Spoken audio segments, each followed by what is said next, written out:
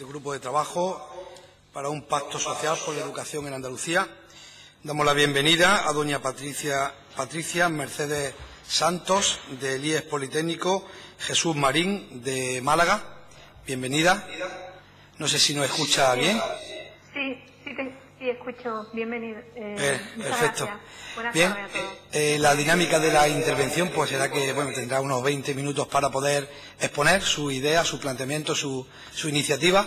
Después cada uno de los portavoces tendrán una pequeña intervención donde le podrán hacer algún tipo de pregunta o, en fin, cuestionarle, hacer algún tipo de cuestión. Y usted pues tendrá al final también un breve espacio de tiempo para poder contestarlo. Muy bien, pues cuando esté preparada tiene la palabra. Vale, muchas gracias. Primero quiero comenzar agradeciendo esta oportunidad y la posibilidad de la existencia de un pacto educativo que espero y deseo que acabe fraguándose. Tengo que decir que no soy más que una maestra de pie de aula que va a intentar dar voz a muchas de las reivindicaciones que desde la comunidad educativa llevamos haciendo desde hace muchos cursos escolares, aunque como es imposible hacer referencia a todas ellas, tengo la intención de entregar un dossier al grupo, a sus señorías, para que puedan estudiarlas. Todas esas ideas van a ir acompañadas de las argumentaciones pedagógicas que aconsejan las modificaciones que sugerimos. Sin más, me gustaría comenzar mi intervención indicando que voy a distribuir la comparecencia en dos partes. En la primera me voy a centrar en aspectos que afectan a toda la etapa educativa y posteriormente pasaré a enumerar aspectos que veo más relevantes en formación profesional, que es donde generalmente imparto docencia, aunque también lo hago en secundaria. En cuanto a la primera parte, referida a toda la etapa educativa, creo que el pacto educativo persigue, o debería de perseguir, la creación de un escenario institucional y legal que impulse la mejora de la calidad educativa, la inclusión real y la reducción de las tasas de abandono escolar. Y para esto es imprescindible una inversión y una apuesta firme por la escuela pública. A nadie se le escapa que la bajada de ratio y la inversión en infraestructura, recursos y formación traería una mejora sustancial de la calidad de la enseñanza, así como la posibilidad de que la escuela ofreciera un acceso real a la igualdad de oportunidades. No se le olvide, señoría, que los niños y las niñas que pasan por nuestras escuelas son el futuro, quienes van a crear y sustentar nuestro tejido económico y quienes van a tomar las decisiones sobre los modelos sociales o sostenibilidad del futuro.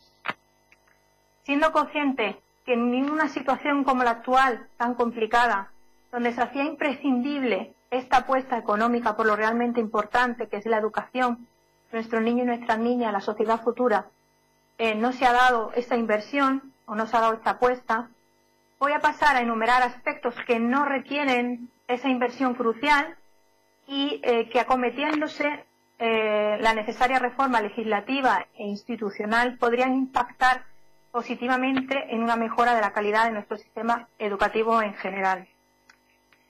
Lo he dividido en puntos, voy a ir enumerando cada uno de ellos intentando ser muy sucinta.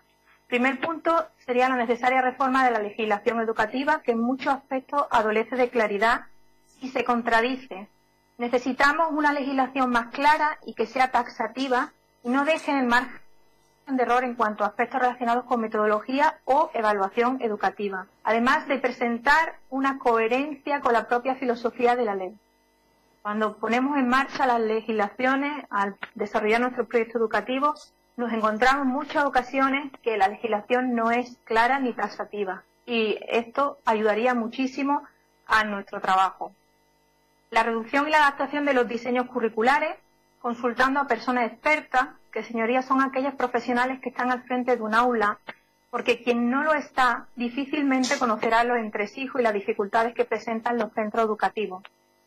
Es necesario que los currículum adelgacen, porque están repletos de contenidos que en algunas ocasiones son hasta obsoletos, y la legislación nos obliga a tratarlos en el aula. Una apuesta clara por el desarrollo competencial de nuestro alumnado, desde la etapa de infantil hasta FP, incluso me atrevería a decir que la etapa universitaria. Es tiempo ya de superar el paradigma de los contenidos de la escuela del siglo XIX, porque como dice Hannah Arendt, la función del maestro y la maestra es presentar al mundo al alumnado. Y este mundo ha cambiado. Esta apuesta tiene que ser respaldada por una legislación clara y una formación específica. Además, deben de superarse la quiebra que suponen pruebas como la EBAU, que no son coherentes con el modelo educativo competencial. Esto me lleva también a destacar la necesidad de una apuesta clara y firme por la interdisciplinaridad, porque en la vida, en nuestro mundo, no hay asignaturas. Los problemas a los que nos enfrentamos requieren de una visión global y la interrelación entre las diferentes áreas y materias, y la escuela debe preparar para la vida. La necesidad de encontrar un espacio para que nuestro alumnado desarrolle competencias personales y sociales, y en concreto la inteligencia emocional, creo que ha quedado patente. La situación que hemos vivido nos ha demostrado su utilidad y su necesidad. El desarrollo de habilidades emocionales va a repercutir en la disminución del abandono escolar y los casos de acoso, así como procurar un mayor éxito laboral futuro. Por ello, es imprescindible que nuestra legislación encuentre un espacio específico que permita universalizar estas habilidades. Fomentar la cultura de pensamiento desde etapas tempranas para procurar el desarrollo personal y social de nuestro alumnado y que les prepare como ciudadanos activos socialmente. No dudamos que la escuela debe desarrollar competencias, así tenemos un modelo competencial que lo reconocen desde instancias internacionales, la ONU, la OCDE, la UNESCO, como la normativa comunitaria y las estatales y autonómicas. Pero por ello debemos apostar claramente, tanto la legislación como por las instituciones, en un cambio de paradigma que nos lleve al uso de metodologías activas. No una sugerencia como aparece actualmente en la legislación, sino ser taxativo y claro en el uso de las mismas. Si bien es cierto que debemos de respetar la autonomía pedagógica que permite la adaptación a los contextos reales, existen multitud de metodologías que, respaldadas por la comunidad científica, permiten el desarrollo competencial y se basan en un paradigma de acción más adecuado para el desarrollo competencial, que potencia habilidades en nuestros niños y niñas que les permitirán seguir aprendiendo a lo largo de la vida. Promover el diseño universal de aprendizaje como herramienta de inclusión. El diseño curricular y su desarrollo en los proyectos educativos no pueden hacer negando la diversidad natural del ser humano. Debemos planificar y plantear desde la legislación y desde las instituciones diseños que permitan la inclusión real y efectiva de todos y todas. Institucionalizar modelos de programaciones didácticas tipo que permitan reducir las horas del profesorado que invierte en actividades burocráticas y asegurar el cumplimiento normativo, así como incrementar la seguridad jurídica. Actualmente la legislación es vaga, poco concisa y permite que existan programaciones didácticas no adecuadas al desarrollo de competencias. Por eso es importante que se desarrollara de manera institucional un modelo de programaciones didácticas adaptados. Para ayudar a implementar todo lo anterior, sería necesario potenciar un modelo de formación del profesorado que permita adecuarse a las necesidades de los diferentes contextos y acompañar en el camino de la transformación e innovación educativa. Y para ello son imprescindibles los centros del profesorado, o así lo pensamos la mayoría del profesorado. Simplificar las tareas burocráticas y la asignación de un horario específico para el desempeño de las mismas mejoraría la calidad de la enseñanza, puesto que el profesorado se podría concentrar más en tareas pedagógicas, que es para lo que está contratado. También es imprescindible que se plantee incluir en una formación inicial conocimientos de derecho administrativo que faciliten las tareas esenciales que debe de cumplir todo docente, porque en muchos casos esto es uno de los problemas que imposibilita el desarrollo de este tipo de tareas. La autonomía de los centros es necesaria para la contextualización de las enseñanzas, pero puede ser contraproducente si no se establece un modelo que asegure que las direcciones de los centros ejerzan un liderazgo pedagógico acorde a la legislación vigente, potencien la proactividad del claustro, faciliten la innovación y la transformación. Las direcciones de los centros influyen mucho en la calidad de la enseñanza y en Andalucía tenemos muchos ejemplos positivos de esta afirmación. Por ello, deberían permitirse la creación de equipos independientemente de la situación administrativa en la que se encuentren los profesionales, basados en capacidad y mérito. Deberían de revisarse los procedimientos de evaluación de los proyectos educativos que presentan los centros educativos, las direcciones de los centros educativos, puesto que en la realidad solamente se controlan cuando se va a acceder al puesto, pero luego no se revisan.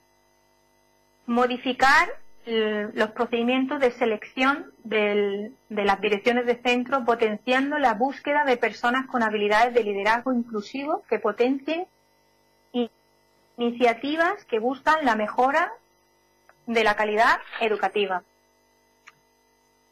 Modificación del modelo de acceso a la función pública. Es necesario una reforma profunda en este aspecto. Los puestos requieren habilidades, cualidades, actitudes que las empresas definen en lo que llaman profesiogramas. Y estos profesiogramas incluyen las competencias que deben reunir las personas que van a desempeñar un puesto. En el proceso selectivo público, esto debería de hacerse también. El proceso selectivo debe ser coherente con las necesidades, las cualidades y las competencias que debe de reunir el profesorado del siglo XXI. Valorar las capacidades de comunicación, de trabajo, la flexibilidad cognitiva. Actualmente las pruebas de acceso solo valoran la capacidad memorística y no creo que sea la habilidad que van a utilizar cuando desempeñen su trabajo. El sistema actual no asegura que se seleccione por capacidad y mérito si entendemos aquel como el que se ajusta a las necesidades de la escuela. El conocimiento de los saberes constituidos es importante, pero también lo son las habilidades comunicativas, el uso de las TIC, las metodologías y las estrategias pedagógicas, la capacidad de trabajar en equipo, entre otras muchas. Esto nos lleva a la búsqueda de coherencia también en la formación inicial. Creo que es necesario el diseño de un itinerario que conduzca a una alta cualificación y que permita impulsar talentos. Coherencia que supone un desarrollo de competencias mediante proyectos educativos con bases sólidas que procuren un aprendizaje completo e incluyan prácticas reales en centros. Y no puedo olvidarme de la necesaria inversión en recursos para el alumnado con necesidades educativas especiales. Creo que es imprescindible repensar el modelo que tenemos y optimizar los recursos de los que disponemos. No parece lógico que en las edades tempranas tengamos menos personal atendiendo a los niños y a las niñas, cuando la detención y la prevención podría evitar que niños y niñas pasaran cursos sin poder seguir desarrollándose profesional y personalmente. En los colegios no se dispone del apoyo necesario de profesionales como orientadores, pedagogos, logopedas. Empiezan a implementarse a final de primaria, cuando desde infantil podrían evitarse muchos casos y conseguir que no llegaran hasta sexto de primaria. Esto en general, aunque ahora me voy a centrar en formación profesional, y creo que uno de los puntos que voy a decir también sería aplicable en general, que va relacionado con Erasmus. En formación profesional, que es la etapa donde más trabajo, donde más tiempo de mi horario está concentrado, creo que es imprescindible que se haga una apuesta firme por esta etapa y que se empiece a visibilizar y a empoderar nuestra formación profesional, que es muy buena a pesar de las circunstancias que tenemos ahora. Una mejora de la orientación educativa que permita la captación de talentos en los diferentes sectores productivos y que que requiere de profesionales especializados en este tipo de actuaciones, creo que debería de impulsarse incluyendo profesionales especializados para orientar a nuestros niños y a nuestras niñas en formación profesional. Ahora mismo los departamentos de orientación se encuentran saturados y se concentran en la atención de necesidades educativas especiales. Eso hace que muchos niños y niñas se vean desorientados y lleguen a formación profesional sin tener claro ni cuáles son sus intereses, vocaciones ni talentos.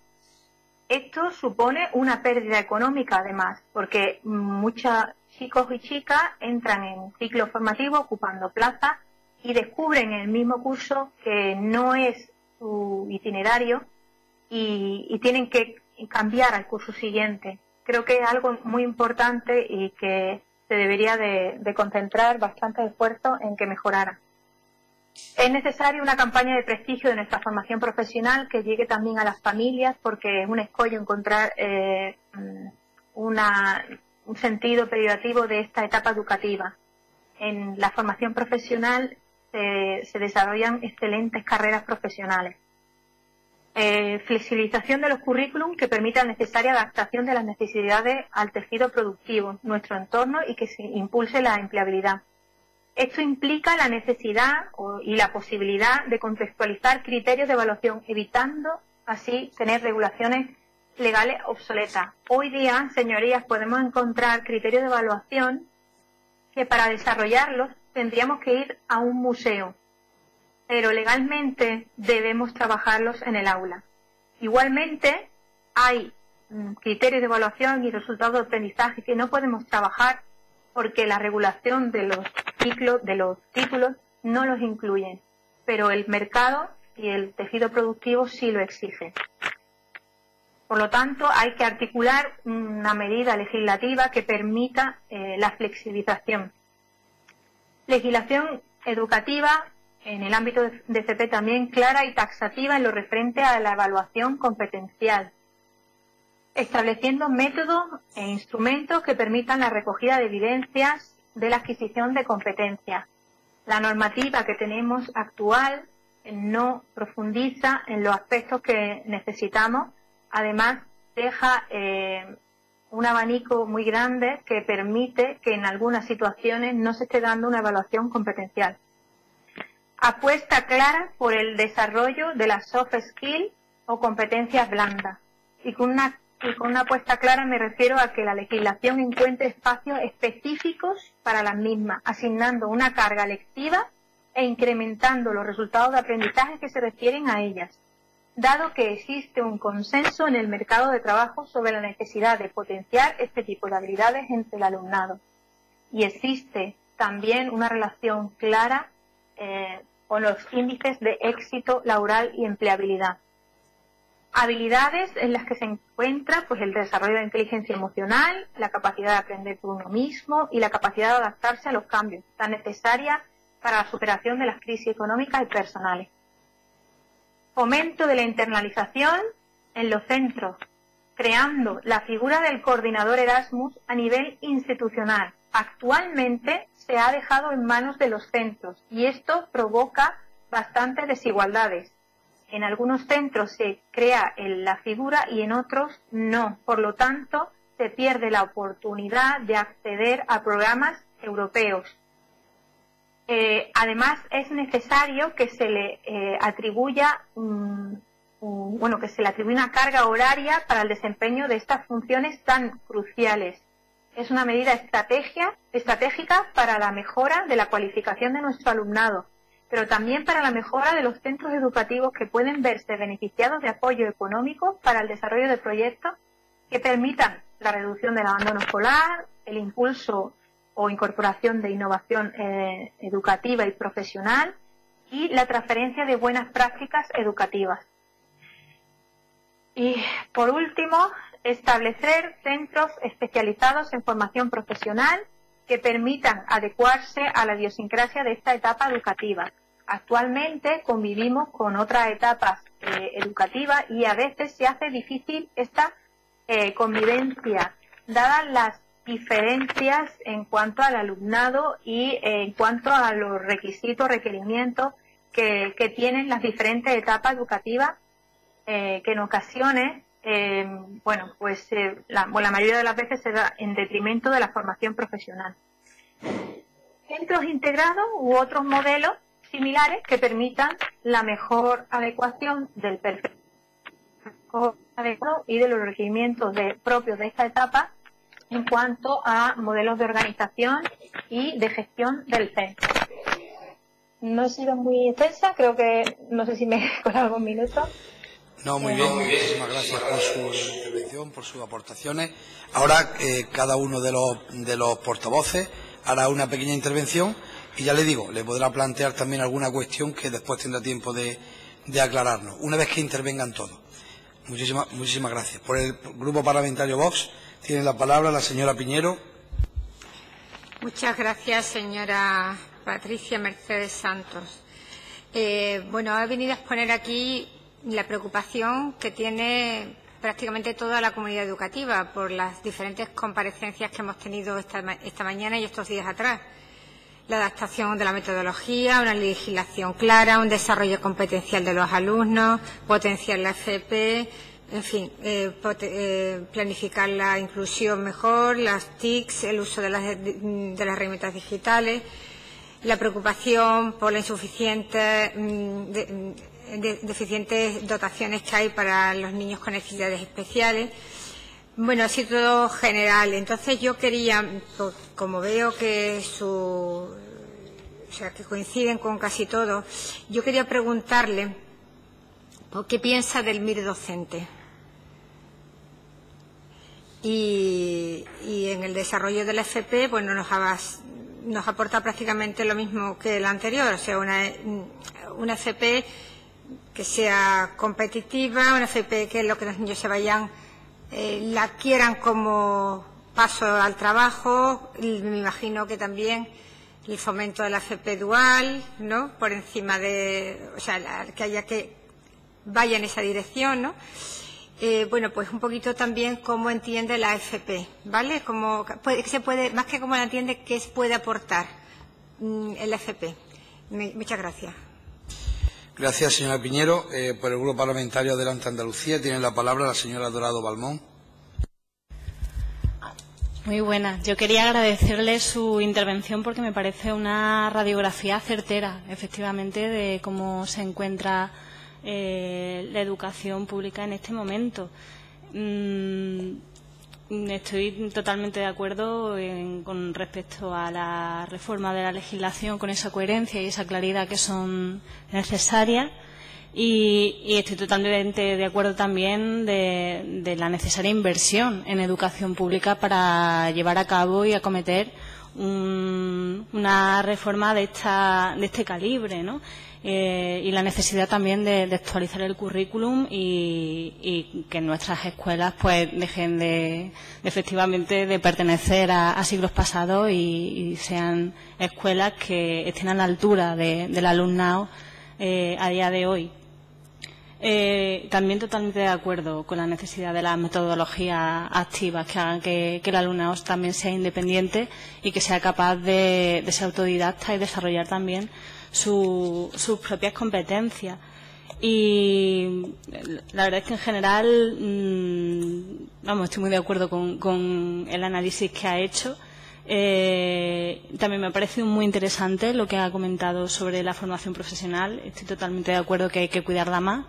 El tema de la orientación educativa es clave. Es verdad que el despiste del alumnado cuando tiene que tomar decisiones a la hora de optar por un camino u otro, pues muchas veces no les resulta fácil, y en ese sentido tenemos que hacer, bajo mi punto de vista, una inversión clara para que el alumnado también sea capaz de desarrollar en el día de mañana las profesiones con las que pueda, es que ya en estos momentos que nos encontramos, ¿no?, en el que encontrar trabajo, sobre todo para la gente joven, es muy difícil. Sería auténticamente revolucionario que la gente joven se pudiera dedicar realmente para lo que se ha formado, ¿no? Si consiguiéramos eso, sería un auténtico triunfo como bueno, como sociedad y como forma de hacer las cosas en política. Y nada más, por último, decirle que me ha encantado que cite a Hannah Arendt como efectivamente una de las mentes más lúcidas del siglo XX. Así que muchísimas gracias. Y estaremos atentos al dossier que nos envíe para tener en cuenta sus aportaciones. Muchas gracias. Bien, gracias, señora Dorado. Por el Grupo Parlamentario de Ciudadanos tiene la palabra la señora Sánchez. Gracias, señor presidente. Buenas tardes y bienvenida aquí. Gracias, además, porque somos conscientes de que usted ha difundido también el que participaba en esta mesa y le ha dado, a su vez, nosotros hemos intentado dar desde aquí, desde este grupo, voz a los profesionales, a los colectivos, a las patronales, a todo, y usted, a su vez, ha hecho ese mismo trabajo con su colectivo. O sea, que le damos las gracias por encauzar también pues todas esas reivindicaciones, esas preocupaciones y esas aportaciones que usted hoy nos hace aquí. Yo quisiera hacerle tres preguntas concretas en relación a lo que es verdad que hemos hablado mucho también de formación profesional en dos intervenciones antes, pero quisiera hacerle tres preguntas. La primera, una que ha hecho no respecto a la FP, sino en general la cuestión que ha puesto de la prueba de EBAU, qué es lo que no le parece adecuado y cómo se podría modificar, porque ha habido alumnado que también lo ha propuesto y lo ha puesto encima de esta mesa.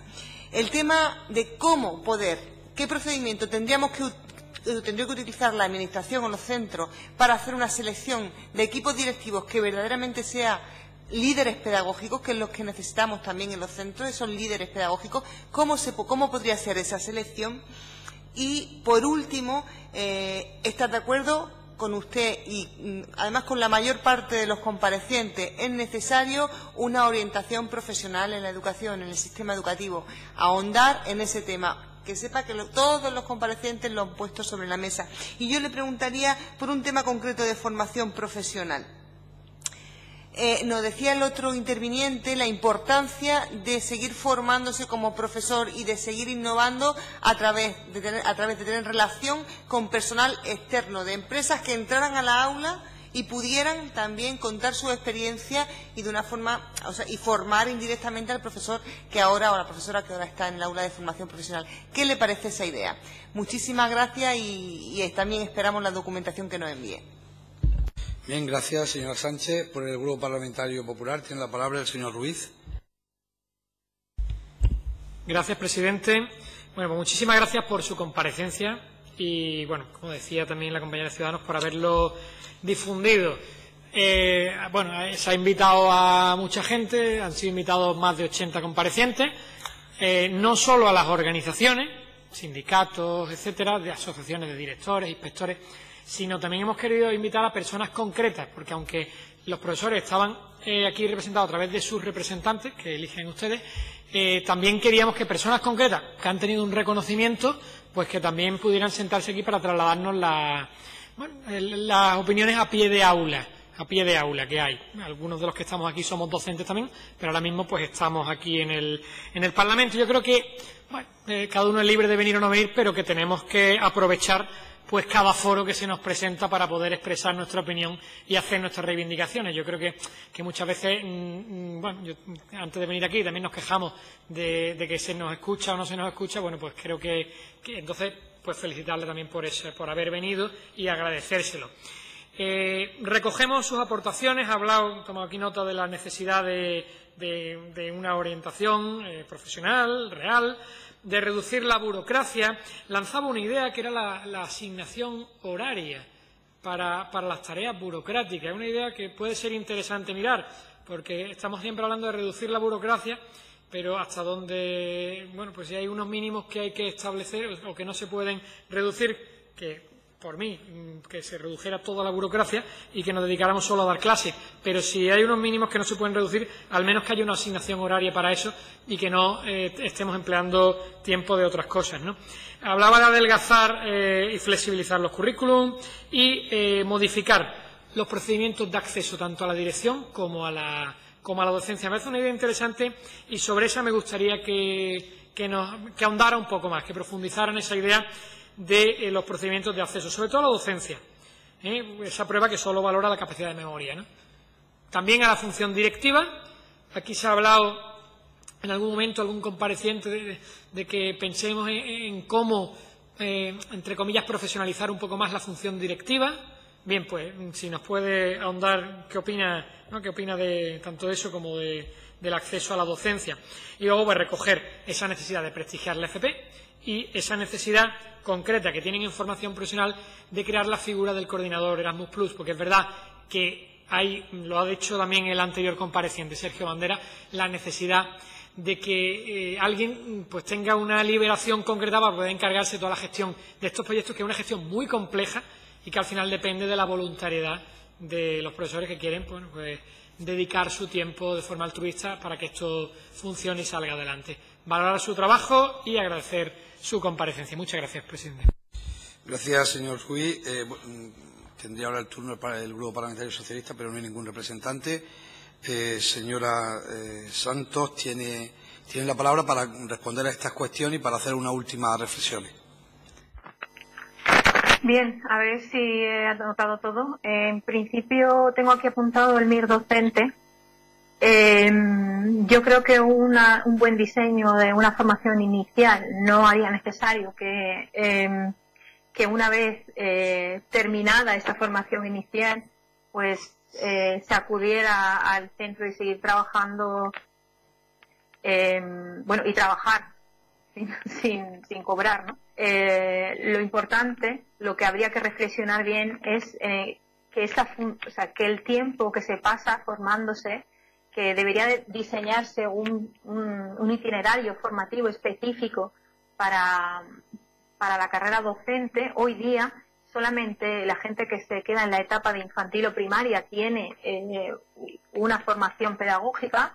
El resto, de secundaria o FP, como el que me puedo incluir yo, depende de nosotros esa formación pedagógica, pero en realidad nuestro trabajo, nuestra función principal es la de la docencia, con lo cual yo, a pesar de ser haber estudiado Derecho, licenciada en Derecho y letrada en otras ocasiones, cuando entro en un aula soy maestra.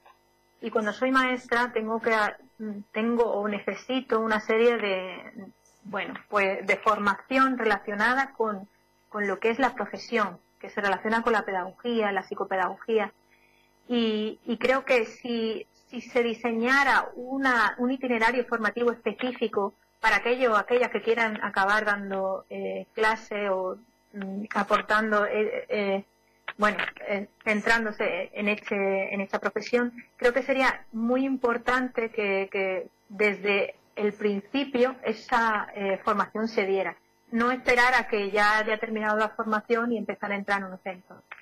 Si desde las escuelas de magisterio, pedagogía, se pudiera ofrecer prácticas reales en centro educativo, la formación sería mucho más fructífera y las personas que acabaran esa formación, que superaran la formación, estarían más preparadas para entrar ya a trabajar.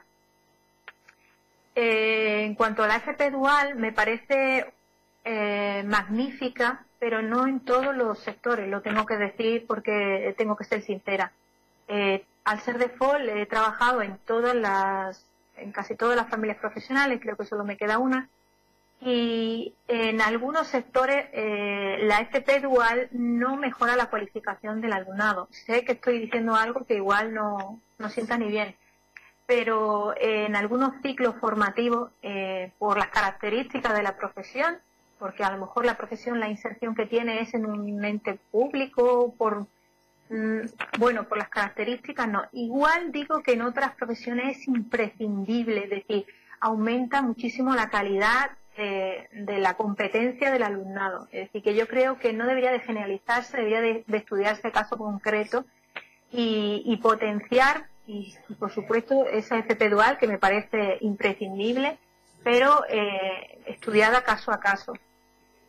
En cuanto a la prueba de BAU, si no recuerdo mal, era la siguiente pregunta, no tiene sentido. De hecho, cuando tengo la oportunidad de formar compañero y compañera en competencia y cuando puedo hablar con otros compañeros y compañeras, cuando imparten clase en bachillerato, tienen que dejar de lado el desarrollo competencial porque la prueba a la que se van a afrontar, la prueba que van a afrontar el alumnado que quiere superarla, es decir, que quiere entrar a la universidad, es una prueba técnicamente, o sea, solamente memorística. No se adecúa, no se diseña una tarea competencial en la que el alumnado demuestre cómo puede traer o hacer uso de ese conocimiento, pero en una situación de la vida real. Las pruebas deben de ser competenciales, porque si no el bachillerato, el segundo de bachillerato, que no debería de estar orientado a la prueba, pero por reminiscencia sigue estándolo, bueno, pues el profesorado se encuentra entre la espada y la pared de cómo preparo al alumnado. Si la prueba es memorística, tengo que prepararle para lo que le van a pedir.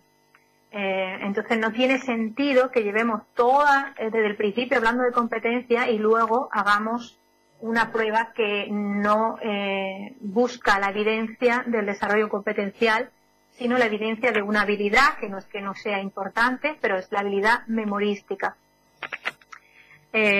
Simplemente se trataría de modificar el sentido de la prueba, porque se pueden hacer pruebas que nos traigan evidencias competenciales. En cuanto a la selección de equipos directivos, yo creo que la legislación establece un sistema, bueno, pues que intenta que participen todas las áreas de la comunidad educativa, pero en ocasiones la realidad que se encuentra en los centros es que la participación no es real, es conducida, y que en algunos centros no consigue el puesto o no se elige exactamente personas que tengan esas habilidades que hemos estado hablando de impulso de la innovación. De hecho, pues, en algunas ocasiones son frenos. Está clarísimo que elegir buenos equipos directivos supone calidad educativa, porque, como os decía, en Andalucía tenemos muchísimos ejemplos en los que buenos equipos directivos al frente consiguen que sus centros educativos incrementen la calidad de la enseñanza que allí se dan, incluso con pocos recursos. Entonces, creo que es imprescindible que en el sistema de acceso se tenga en cuenta, se valoren competencias también, porque ahora mismo, por ejemplo, con los méritos solo se consideran cuestiones como títulos, cuando a veces los títulos no nos dan habilidades, que es lo que se requiere en el ejercicio de esas funciones. Saber ejercer un liderazgo claro, inclusivo, en el que uno sepa que cuando dirige un centro educativo no puede imponer sus propias ideas, sino tiene que influir en el resto para que se lidere un proyecto educativo de innovación y transformación. Tiene que consensuar, tiene que mediar, tiene que llegar a acuerdos, tiene que impulsar la proactividad del alumnado, y eso son habilidades que no se valoran o se tienen en cuenta en el proceso selectivo. Y eso pues produce que en algunas ocasiones en muchos centros no se estén llevando a cabo reformas porque las personas que están al cargo de las direcciones frenan o cansan, voy a decir hasta cansan, a personas que lo intentan, ¿vale? Entonces yo creo que es muy importante que se repiense bien el sistema de selección de la dirección en ese sentido. Igual, en cuanto a, porque también me preguntaba más adelante, en cuanto a la docencia, ¿no? El acceso a la función educativa. Ahora mismo el proceso selectivo parte de una prueba memorística. Tenemos que, además, ni siquiera es coherente con el modelo competencial que nosotros planteamos en nuestro sistema educativo. Tenemos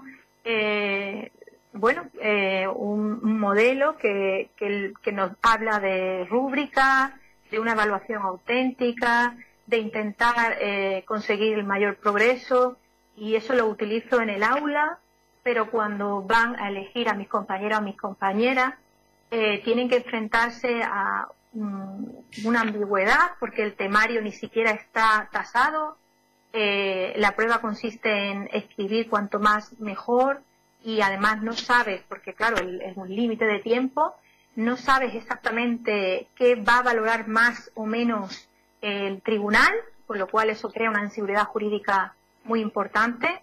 Se queda en manos de las personas que van a corregir si los datos son los más adecuados o no, lo que estás comentando, y no se valora la capacidad o las habilidades que realmente el profesorado tiene que tener. La segunda prueba es un supuesto práctico de que normalmente suelen ser problemas, denomina la Universidad de Maastricht problemas domesticados, ni siquiera son problemas reales, donde tú puedes también aprenderlo de manera memorística. Y cuando llegas a la última está también viciada. Yo creo que habría que reformular las pruebas de acceso, habría que plantearse una prueba en la que pudiéramos indagar sobre las habilidades que tiene el profesorado en cuestión, ver ese currículum o esa historia de vida que trae para ver si es más adecuado o menos adecuado a este puesto. Porque en mi experiencia personal he encontrado situaciones en las que una persona, siendo la primera de su tribunal, yo pasando de guardia por al lado, he visto por la ventana como un grupo de secundaria pues no paraba de tirarle pelotas y cosas y se escondía en una esquina porque requiere una habilidad, sería muy buena en matemática, pero la docencia requiere otro tipo de habilidades. De hecho, es cierto que tenemos que tener saberes constituidos, es muy importante saber muchas cosas, porque nuestra mochila tiene que estar bastante llena, pero lo importante es saber guiar al alumnado. Y esa habilidad hay que demostrarla y tener conocimiento de metodología, de pedagogía, que se obvian en la prueba de acceso. La posibilidad de poder seguir formándose con empresas en FP me parece esencial, imprescindible, porque nos permiten acercarnos a la realidad y mejorar la empleabilidad de nuestro alumnado. No la he destacado porque creo que actualmente tenemos posibilidades con diferentes proyectos como Aprendiendo con las Empresas o con proyectos que establece la Junta de Andalucía, Bankia, etcétera. El problema quizás ahí sería que efectivamente no se nos da ni asignación horaria ni nada para la búsqueda de esos proyectos. Yo todos los años solicito proyectos de innovación y transformación y lo tengo que hacer en mi tiempo libre. Tanto la preparación del proyecto como el desarrollo del mismo. Suelo utilizar mi tiempo libre porque creo en una educación de calidad, porque estoy aquí por pasión, porque quiero que mi alumnado progrese y sé que es bueno para ellos y para ella. Pero esto creo que no es justo como profesionales y por eso en muchas ocasiones es la excusa para que no se lleven a cabo. La asignación horaria de la burocracia, lo decía, no solamente eso, sino también desde mi perfil como letrada he descubierto que es interesante que al profesorado se le proporciona una formación básica en cuestiones administrativas. Todos los cuerpos de la función pública hasta, voy a poner un ejemplo, un celador tiene que saber algo de derecho administrativo para acceder. A nosotros no se nos requiere. Y el problema no es que no se nos requiera, sino que después tenemos que saberlo y utilizarlo. Entonces, en muchas ocasiones el profesorado se ve indefenso ante estas circunstancias. Incluso las propias direcciones de centro, que tienen que acudir a formaciones puntuales para poder acometer sus funciones y cumpliendo los procedimientos administrativos. Creo que esto es una cosa muy importante. Y no sé si me he quedado con... ¿Lo he dicho todo o me ha faltado algo? No sé si por protocolo de la mesa me podéis indicar o he tocado todos los temas. Bien, sí, comentan que el MIR docente se había planteado y qué opinión tenía sobre el mismo.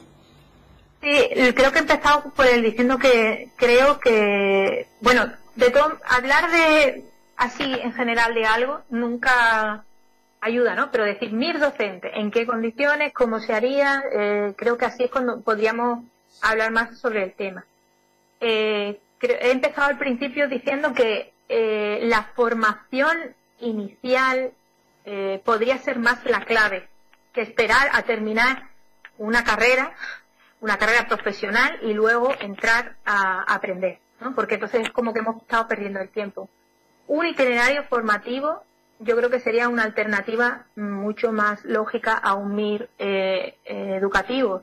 Un itinerario formativo que permitiera que alguien que está estudiando matemáticas, por ejemplo, decidiera que tiene vocación por la docencia y pudiera pues formarse y prepararse con prácticas en centros y con asignaturas que estuvieran relacionadas con la pedagogía, la metodología, que a su vez fueran coherentes con esa metodología y pedagogía.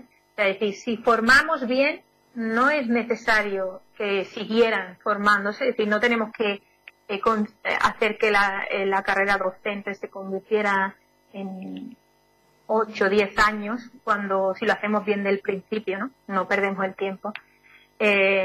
Podría estar bastante bien cualificado y el profesorado. No sé si con eso lo siente respondido.